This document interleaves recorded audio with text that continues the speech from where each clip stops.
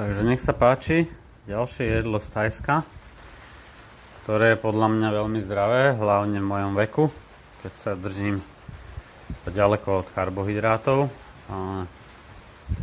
Toto sa volá Thai Mo. Mo je v podstate prasa. Takže toto je mleté prasačie mäso. Je to pečené na panvici. Môžete si to aj sami pripraviť, takých 10 minút.